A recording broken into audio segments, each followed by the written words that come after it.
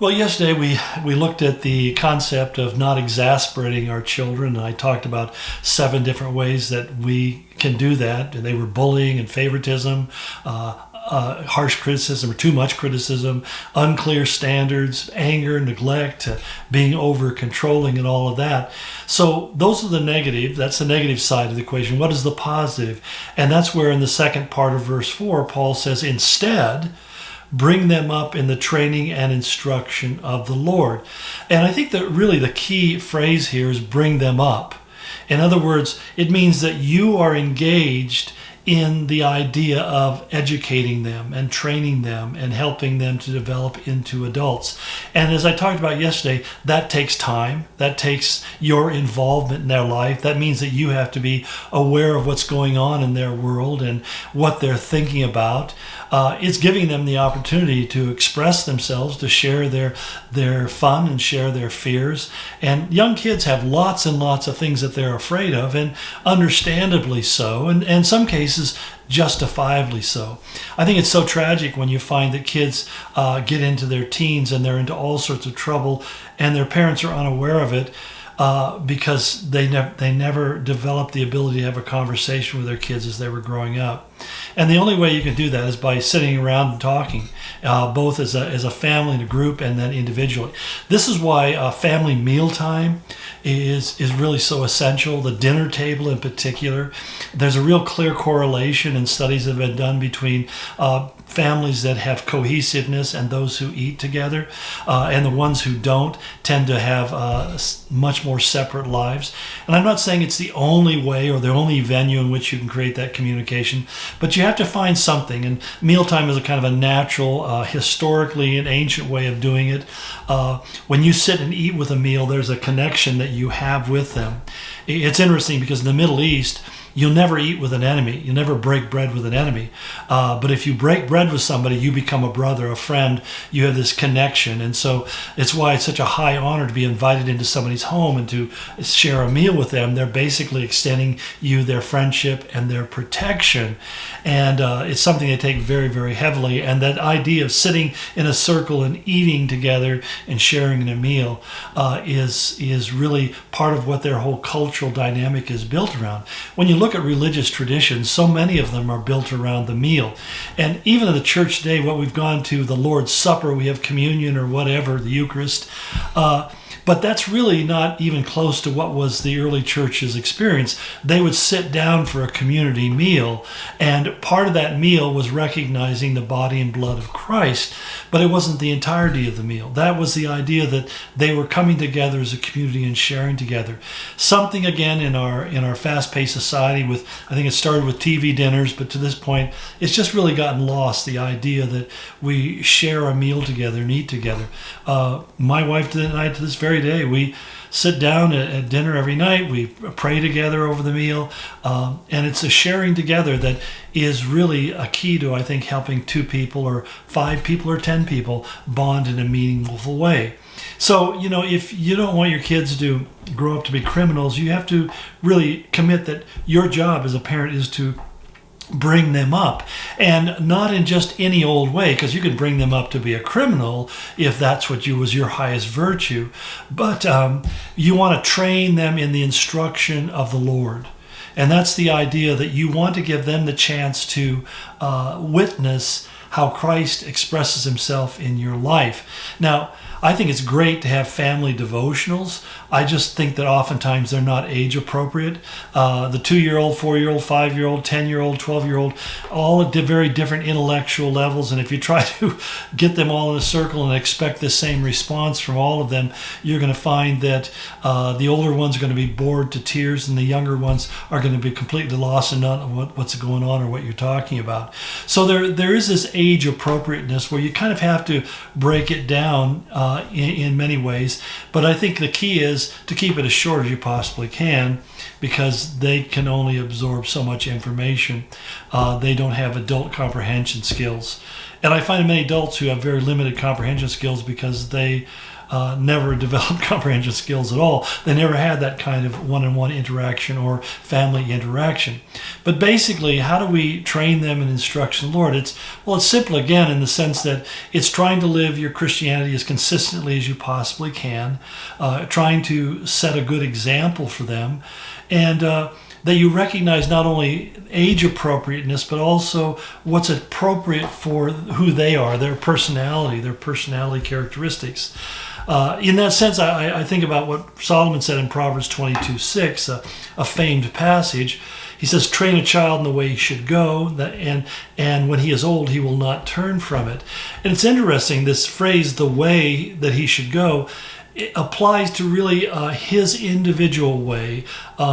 I think Chuck Swindoll talked to it, his personal bent. I refer to it as the grain of the wood, that every piece of wood has a different grain, and if you want to work with it, you have to respect the grain of the wood. You can't just have one application to everything. In the same way as that every kid has a way of leaning, that I look at my own self when I grew up, and I had certain ways that I learned really well. I loved to read, but I was also a very auditory learner. Not a great visual learner. I mean, I didn't really learn real well by watching stuff, but other people are. I'm kind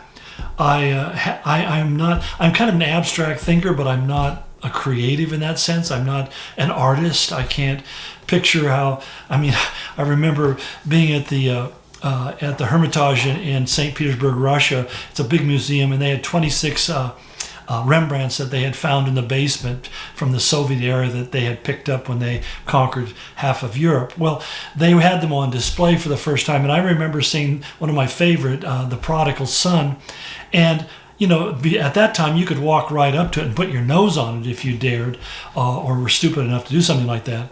But it was amazing to me because you could see the strokes of the brush so finely in the paint. And yet, from that point, from an arm's length, I could say, how in the world could the artist, could Rembrandt visualize what he was painting? Because you really can't see the bigger picture. You had to step back 10, 12, sometimes 20 feet, and then all of the detail, many of it kind of hidden in the background, would come up to the surface.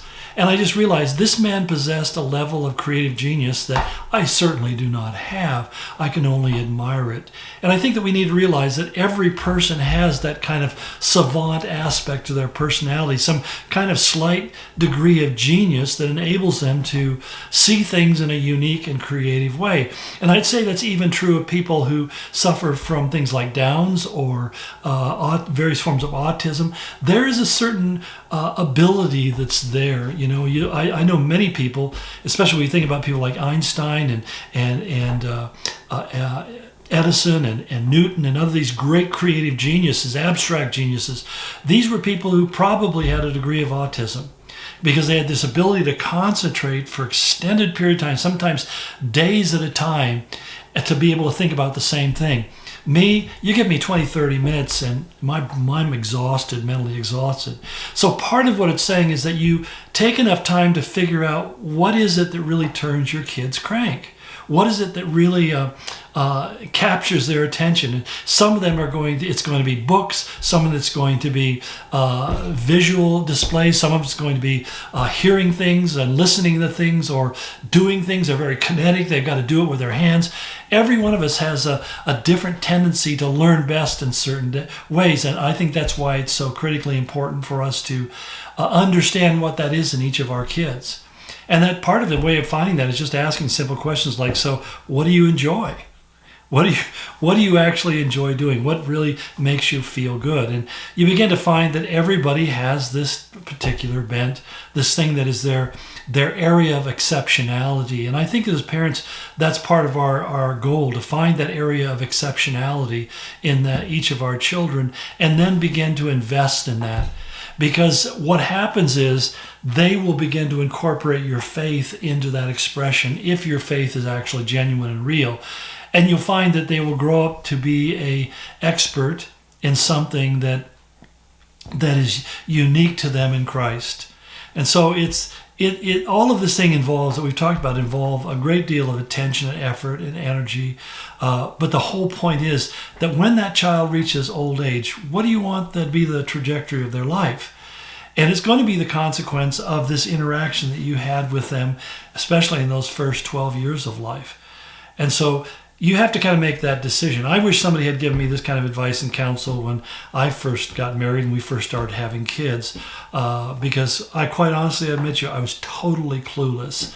And my kids probably have tons of things that they can point their finger at me and saying, yeah, you kind of blew it in this area. And the only comfort I get to them is saying, and so how's that working for you?